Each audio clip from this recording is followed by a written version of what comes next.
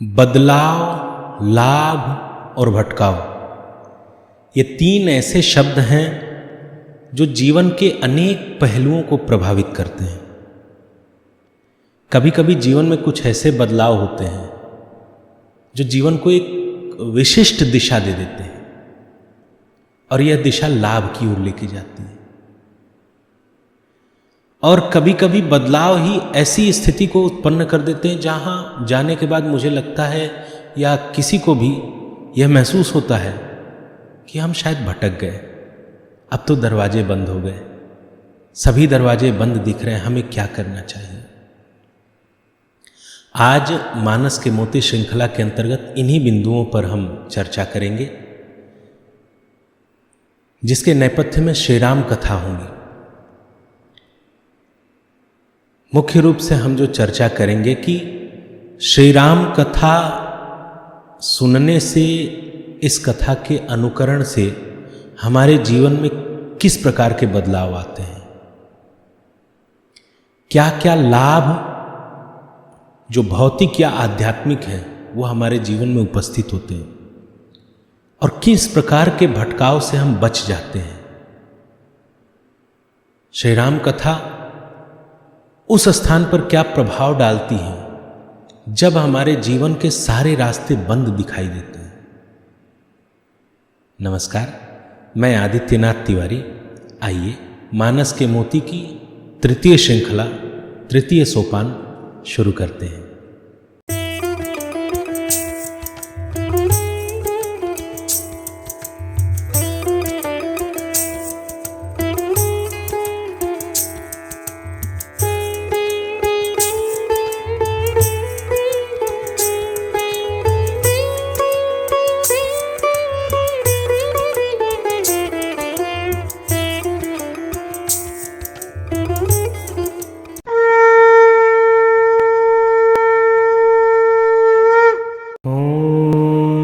श्री सीतारामाभ्यां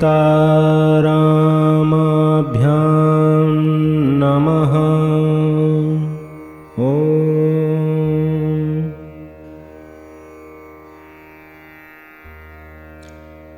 आप सबको सादर जय सिया राम।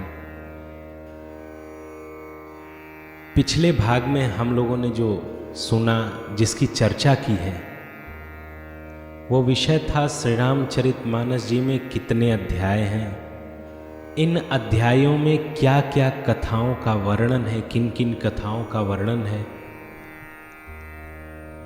इन अध्यायों का नामकरण के पीछे जो कारण है, उन कारण को समझा और सुना हम लोगों ने। अब इस अंक में हमारा यह प्रयास रहेगा कि श्री रामचरितमानस जी की कथा, जो भगवान श्री राम की कथा है, इस कथा के जो लाभ हैं, क्योंकि किसी भी कथा को करने के पहले उसके फल की चर्चा अवश्य करनी चाहिए। तो अब चूंकि यदि यह अनुष्ठान ऐसा रहता कि 7 दिन का होता, 9 दिन का होता, तो इस पर हम 1 दिन की कथा रखते और इसकी चर्चा करते। किंतु हमने यह जो बड़ा अनुष्ठान आरंभ किया है, इसके लिए कोई निर्धारित सीमा नहीं है कि मुझे 7 दिन में ही खत्म करना है या 9 दिन में खत्म करना है। हमारी इच्छा है कि इस कथा को मैं बहुत विस्तार से और बहुत सूक्ष्मता से आप सबके समक्ष प्रस्तुत करूं, क्योंकि आज तक हमने जितनी कथाएं की हैं मंच के माध्यम से, वहाँ समय भी निर्धारित होता है, एक समय सीमा होती है कि आपको कब आरंभ करना है, कब समापन करना है। नित्य प्रति की समय सीमा के साथ दिनों की भी सीमा होती है, 7 दिन, 5 दिन, 3 दिन, 9 दिन, जो भी बनता है। ऐसे समय में पूरी कथा जिस प्रकार मानस जी में वर्णन है, उस प्रकार सुना पाना संभव नहीं हो पाता है। कई बार कुछ प्रसंग को प्रणाम करते हुए, थोड़ी सी चर्चा करते हुए तेजी से आगे निकलना पड़ता है, क्योंकि अनुष्ठान है, उतने दिन में कथा पूरी करनी है। तो इसलिए हम लोग आज जो चर्चा करेंगे वो श्री रामचरितमानस जी या राम कथा में जीवन के प्रति कुछ तत्वों की चर्चा करेंगे जिनके समझ लेने से या जीवन में उतार लेने से एक बड़े बदलाव आ सकते हैं। सीधे सीधे यह कहें तो हम आज यह सीखेंगे कि श्री रामचरितमानस जी के माध्यम से हमारे जीवन के लिए हमें क्या शिक्षाएं मिलती हैं। एक बड़ा विषय है। तो श्री रामचरितमानस जी का आरंभ जहां वर्णनामर्थ संज्ञा नाम से होता है, इसके बाद 7 श्लोकों में वंदना है। वंदना के बाद ये वंदना प्रकरण आगे ग्राम्य भाषा में चलता है, 5 सोरठों में है। पुनः 43 दोहे तक तुलसीदास जी ने वंदना की है। उसके बाद कथा आरंभ होती है। याज्ञवल्क्य जी बता रहे हैं और भरद्वाज जी पूछ रहे हैं। इस कथा में यदि हम श्रवण करते हैं इन कथाओं को, आगे आप ऐसा भी सुनेंगे कि भगवान श्री राम स्वयं कथाओं को सुना करते थे और इन तत्वों को समझने के बाद अपने अनुज और सखा के समक्ष कथाएं किया करते थे। वनवास के काल में भी भगवान श्री राम कथा सुनने में कोई कसर नहीं छोड़े। कथा निरंतर चलती रही और कथा सुनना चाहिए। कथा श्रवण के जो लाभ हैं, ये जो आध्यात्मिक लाभ हैं वो तो मिलेंगे ही। आध्यात्मिक के साथ आदि भौतिक जो लाभ हैं उनका बड़ा महत्व है। आदि भौतिक लाभ तो तुरंत दिखते हैं, आध्यात्मिक लाभ दिखते नहीं हैं, वो असर करना शुरू कर देते हैं। अब आदि भौतिक लाभ क्या है? जैसे वर्तमान समय में यदि सबसे बड़ी समस्या कोई है तो वो एक ही समस्या है, परिवार का टूटना, परिवार के सदस्यों का संस्कार विहीन होके स्वच्छंद विचरण करते हुए इस परिवार को तोड़ देना। आप सोचिए, जिस भारत देश में परिवार की ऐसी बुनावट थी जिसका उदाहरण कहीं अन्य किसी देश में नहीं मिला। आप डॉक्यूमेंट्रीज उठा के पढ़िए तो ब्रिटेन, रूस, अमेरिका जैसे देश इस बात से परेशान हैं कि उनके यहाँ परिवार की जो अवधारणा है वो छिन्न भिन्न होती जा रही है और इसके लिए वो भारत की ओर देखते हैं। और स्वयं भारत की क्या स्थिति है? अभी जो सोशल मीडिया या समाचार के माध्यम से जितनी चीज़ें हम तक पहुंच पाती हैं, इनमें एक बड़ा तथ्य रेखांकित किया जा सकता है कि पति पत्नी के मध्य कैसा संबंध है। विवाह होने के बाद कभी पति अपनी पत्नी की हत्या कर दे रहा है, कभी पत्नी अपने पति की हत्या कर दे रही है। कारण अतिरिक्त प्रेम प्रसंग उचित नहीं है। कहीं हम देखते हैं पिता और पुत्र के मध्य ऐसा विवाद, माता पुत्र और पुत्र वधू के मध्य विवाद, भाई भाई के मध्य विवाद तो आम बात हो गई है। तो परिवार को जोड़ के रखने के लिए जो चीजें जरूरी हैं उनमें ये सारी चीजें बहुत आवश्यक है कि एक दूसरे में प्रेम बना रहे, क्योंकि प्रेम ही वो तत्व है जो सबको एक साथ मिला के रखता है।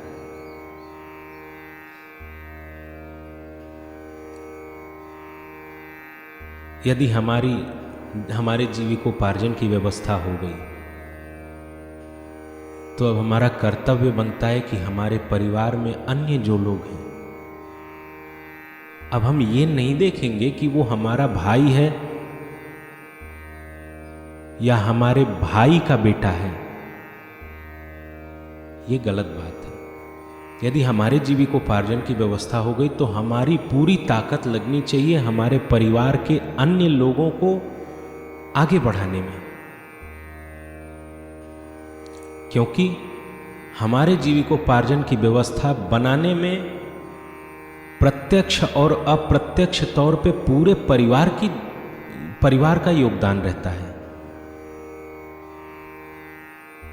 अब हम देखते हैं श्री रामचरितमानस जी की ओर। भगवान श्री राम का जब बाल लीला का क्रम आरंभ होता है, बाल लीला आरंभ होती है, जब बचपन से युवानी की ओर भगवान बढ़ते हैं तो तुलसीदास जी लिखते हैं, प्रात काल उठ के रघुनाथा,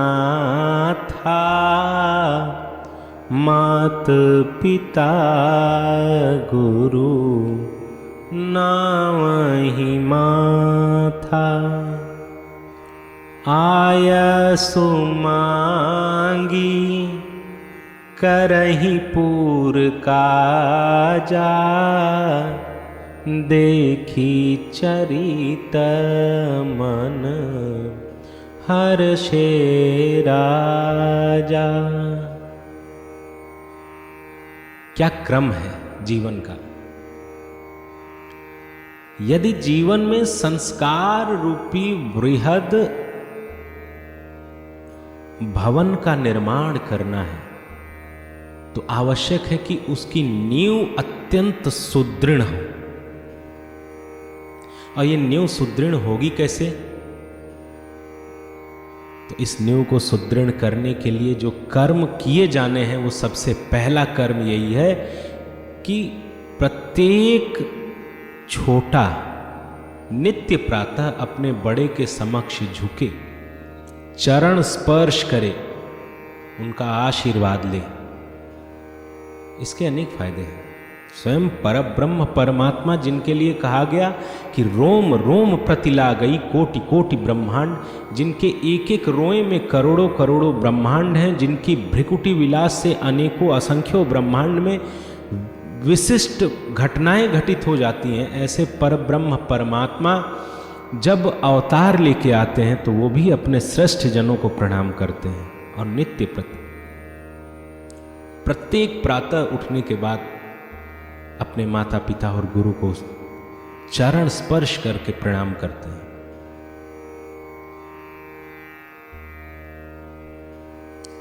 यदि यह कार्य आरंभ हो जाए तो फिर जीवन सुधर जाएगा, क्योंकि इसका प्रभाव अप्रत्यक्ष रूप से बहुत पड़ता है। जहां आपके जीवन में सारे रास्ते रुक जाएंगे,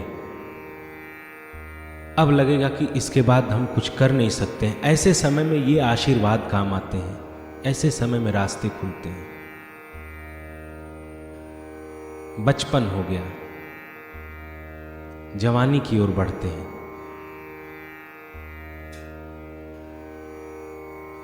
पति और पत्नी में कैसा संबंध, पत्नी का पति के प्रति समर्पण और पति का पत्नी के प्रति समर्पण, प्रेम, ये भी हम श्री रामचरितमानस जी में देखेंगे।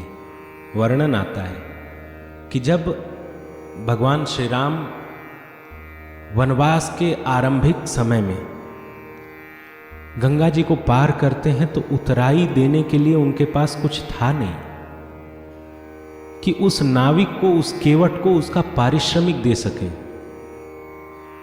एक और बात यहां पर रेखांकित करने की है कि यदि आप किसी से सेवा ले रहे हैं तो उसका पारिश्रमिक जरूर दीजिए उसे। आप बहुत बड़े हैं, आपसे कोई लेगा नहीं, ये वो भी जानता है, आप भी जानते हैं, फिर भी उस पारिश्रमिक को दीजिए। ये भी शिक्षा तो श्री रामचरितमानस से ले सकते हैं। भगवान श्री राम जिनके चरण की वंदना करते हुए चरण पखारने वाला केवट जब अपनी नाव में चढ़ा के इस पार से उस पार उतारता है, अब सोचिए क्या उनसे वो पारिश्रमिक लेगा। और भगवान श्री राम कौन है? वो तो परब्रह्म परमात्मा। ये तो ठीक बात है, लेकिन अभी वो चक्रवर्ती सम्राट महाराज दशरथ के पुत्र हैं, इतने बड़े आदमी के बेटे हैं, उनसे इस छोटी सी सेवा के प्रति कोई शुल्क नहीं लेगा, लेकिन फिर भी भगवान देते हैं। अब यहां भगवान के पास कुछ था नहीं, क्योंकि वो बलखल धारण कर चुके थे, कुछ धन भी नहीं लेके आए थे। ऐसे समय पे भगवान को कहना नहीं पड़ा। उनकी पत्नी, उनकी भार्या, उनकी अर्धांगिनी मैया सीता, उनके कर में एक मुद्रिका थी। बिना कहे उन्होंने अपनी मुद्रिका उठा के भगवान श्री राम के हाथ में रखी और भगवान ने उतराई देने के लिए उसे प्रस्तुत किया। इस प्रसंग को हम विस्तार में देखेंगे, लेकिन हम बस यहां इसकी चर्चा करते हैं कि पति के विपरीत समय में पत्नी पति के साथ खड़ी हैं और स्त्री समाज के लिए बहुत कीमती अगर कुछ है तो वो उनका आभूषण है, उनके गहने हैं। सामान्यतः गहना देना इतना आसान नहीं है, लेकिन इकलौता एक गहना बचा है अंगूठी मैया के कर में। वो अंगूठी मैया उतार के भगवान को दे देती हैं, उतराई देने के लिए, केवल इसलिए कि प्रभु को संकोच न हो कि हमारे पास इस पारिश्रमिक के लिए कुछ है नहीं। ये पत्नी का पति के प्रति समर्पण है। अच्छे समय की बात तो हम कर ही नहीं रहे हैं, ये बुरे समय की बात है। ऐसे समय की बात है जब चक्रवर्ती सम्राट महाराज दशरथ के राजमहल से निकलने के बाद, सब कुछ छोड़ने के बाद, सारी राजकीय सेवाएं छोड़ देने के बाद, जो अत्यंत कष्टमय जीवन आरंभ होना था उसका प्रथम सोपान था। और भगवान श्री राम इसी वनवास के समय में मैया सीता के अलंकरण के लिए, जब उनके पास कुछ भी नहीं था, वो किसी से धन ले नहीं सकते थे, उनका अपना कोई धन नहीं था उस समय। ऐसे समय में भगवान मैया सीता को आभूषण पहनाते हैं। बाबा लिखते हैं वनवास के समय में, एक बार चुनी कुसुम सुहाए, निज कर भूषण राम बनाए।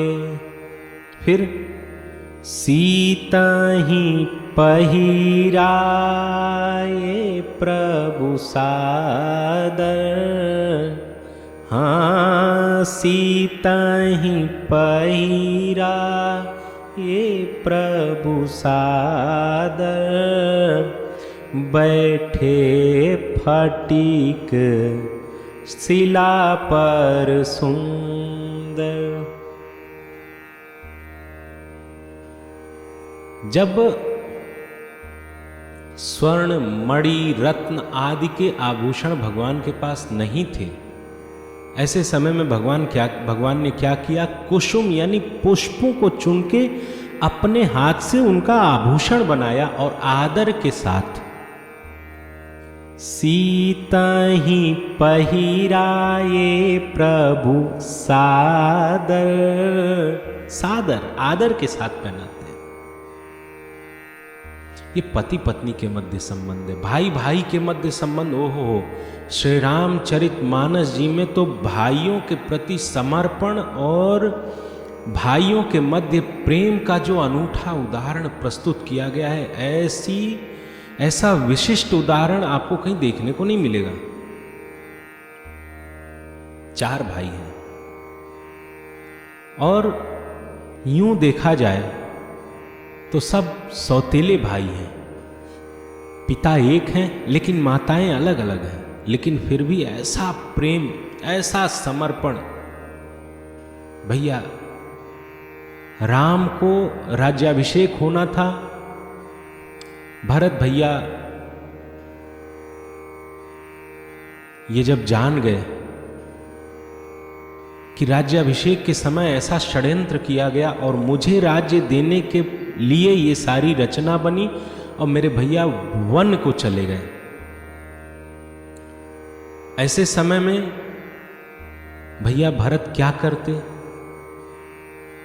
वो पूरी राज सामग्री, पूरी सत्ता को साथ में लिए और उठा के वन को चल दिए कि हम वहीं भैया को ये राज सौंप देंगे।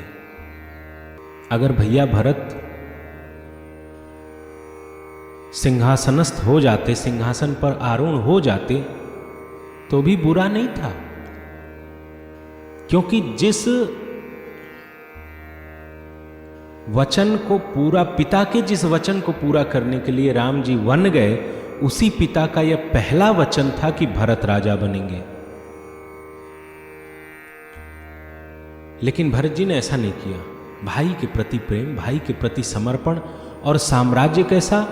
तो चक्रवर्ती सम्राट का साम्राज्य है, जिसका कोष, जिसका खजाना इतना बड़ा है कि धन के देवता कुबेर के पास भी उतना धन नहीं है जितना अयोध्या के पास कोषागार में धन है।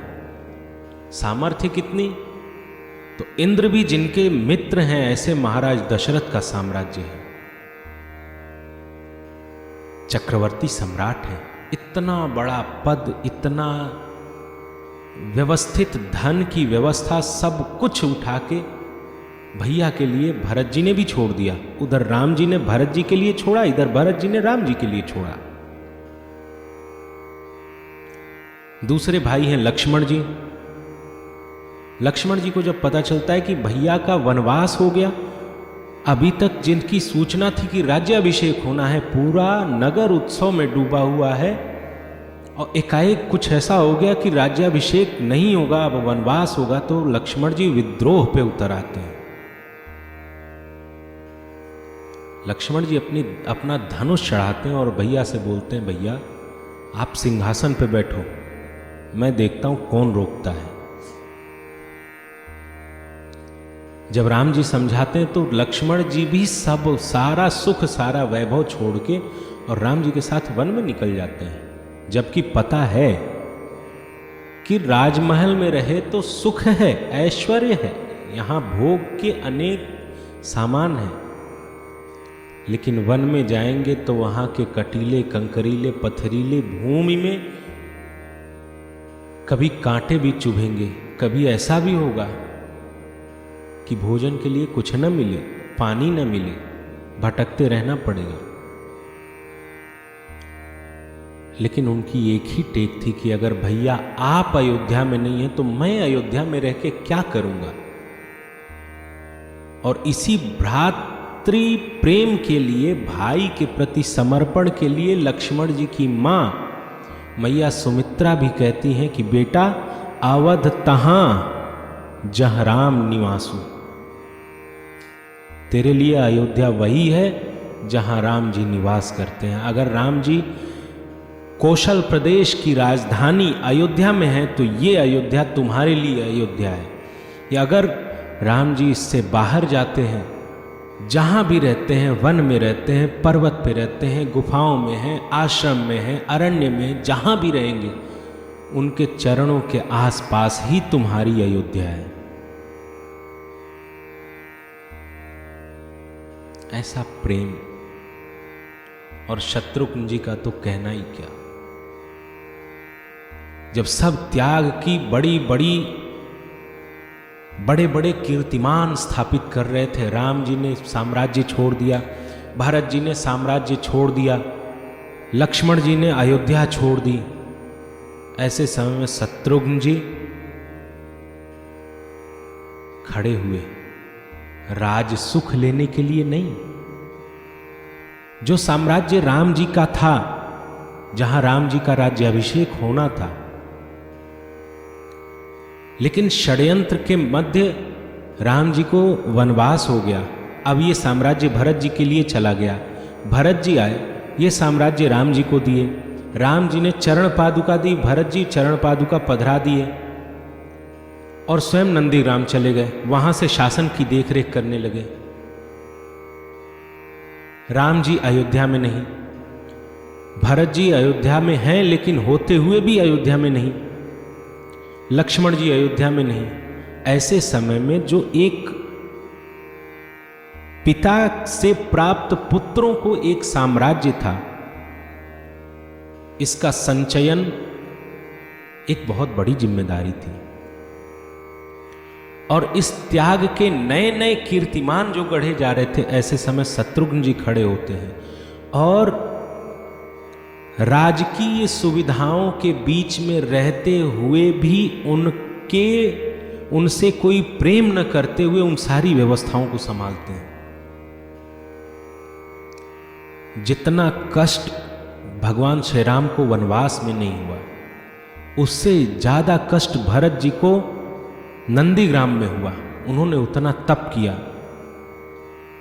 उससे ज्यादा कष्ट लखनलाल को हुआ। वो 14 वर्ष तक सोए ही नहीं। और इन तीनों भाइयों का जो कष्ट था, जो तपस्या थी, उन सारी तपस्याओं से बड़ी शत्रुघ्न भैया की तपस्या थी, जो अयोध्या में है भी, जो उस राज सत्ता के मध्य हैं भी और राज्य सत्ता के मध्य नहीं भी हैं। उनका त्याग भी है, लेकिन उस बीच में रहते हुए। तो ये भ्रातृत्व प्रेम है। ऐसे अनेक अनेक कीर्तिमान आपको दिखेंगे। पिता के प्रति प्रेम, माँ के प्रति प्रेम। अब विषय बहुत लंबा हो जाएगा, इसलिए हम इसको यहीं समेटते हैं। आज का ये वीडियो यहाँ समाप्त करते हैं। अगली वीडियो में हम सब कथा को आरंभ करेंगे। तब तक के लिए विदा लेते हैं। सादर जय सिया राम।